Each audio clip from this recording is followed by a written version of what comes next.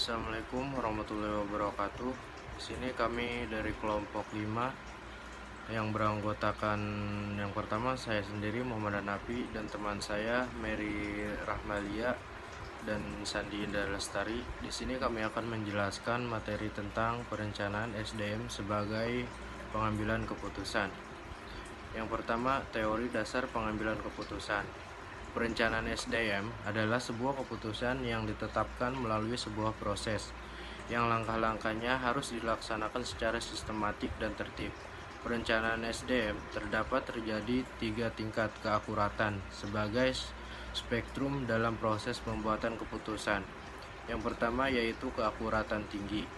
Pengambilan keputusan ini dilakukan dengan mempergunakan data kuantitatif yang cukup dan lengkap, dengan analisis mempergunakan perhitungan sistematik yang relevan. Yang kedua, keputusan beresiko.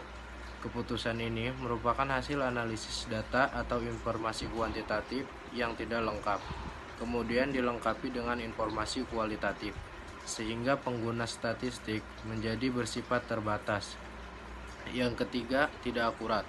Pengambilan keputusan ini dilakukan dengan menggunakan informasi kualitatif karena tidak tersedia data kuantitatif yang akurat. Untuk selanjutnya, implementasi teori dasar pengambilan keputusan dalam perencanaan SDM.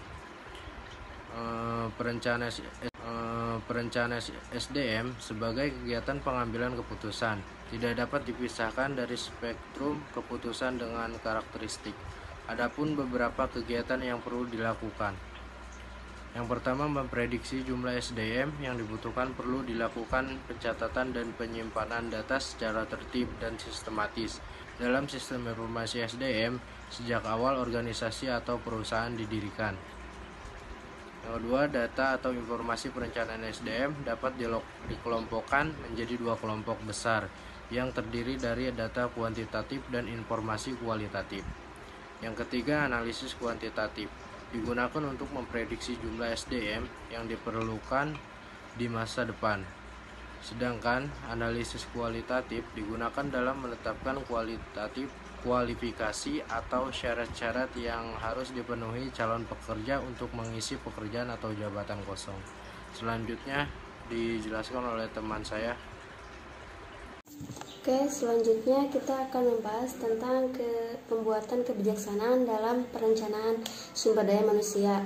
Di sini ada analisis untuk pembuatan kebijaksanaan dapat juga bersifat kuantitatif.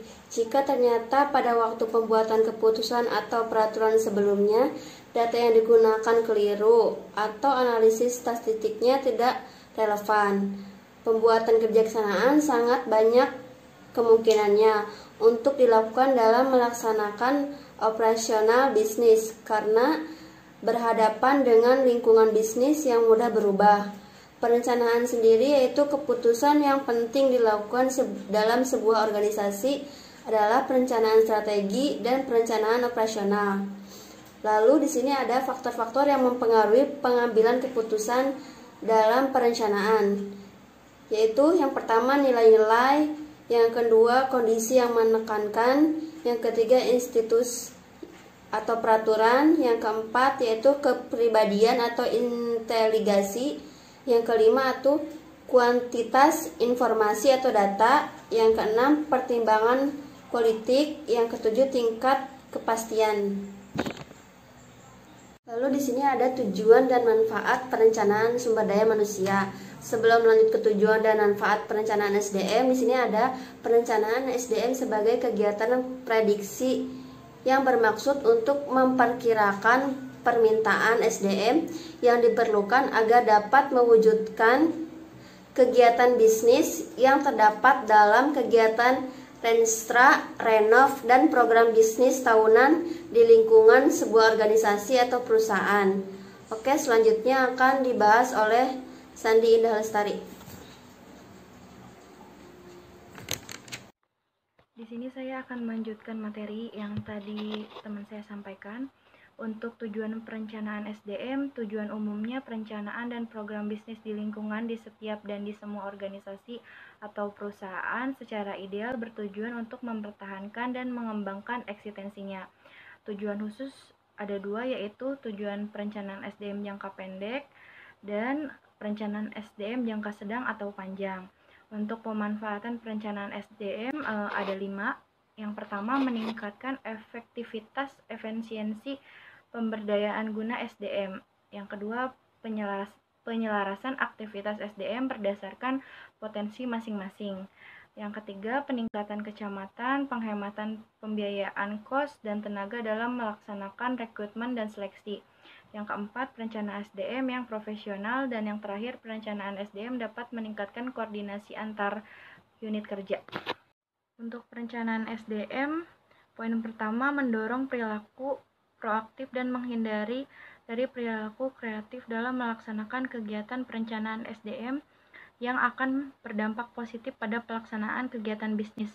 Yang kedua, perencanaan SDM berfungsi untuk memantapkan tujuan organisasi atau perusahaan. Yang ketiga, merangsang pemikiran kritis dalam menguji asumsi bisnis. Keempat, mendorong partisipasi tenaga profesional dalam proses prediksi. Kelima, menjabani kurang pemisahan antar bisnis sekarang dengan visi bisnis di masa depan.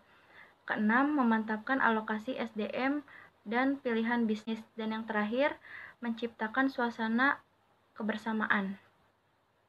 Untuk kesimpulannya, sumber daya manusia adalah kemampuan terpadu dari daya pikir dan daya fisik yang memiliki individu. Perilaku dan sifatnya ditentukan oleh keturunan dan lingkungannya, sedangkan prestasi kerjaannya dimotivasi oleh keinginan untuk memenuhi kepuasannya. Perencanaan SDM adalah menghubungkan SDM yang untuk kebutuhan perusahaan pada masa yang akan datang untuk menghindari mismanagement dan tumpang tindih dalam pelaksanaan tugas. Faktor-faktor yang perlu dipertimbangkan dalam menganalisis kebutuhan perusahaan SDM atau karyawan meliputi perubahan lingkungan eksternal dan lingkungan internal. Sekian presentasi dari kelompok 5. Apabila ada kesalahan, mohon maaf. Wassalamualaikum warahmatullahi wabarakatuh. Terima kasih.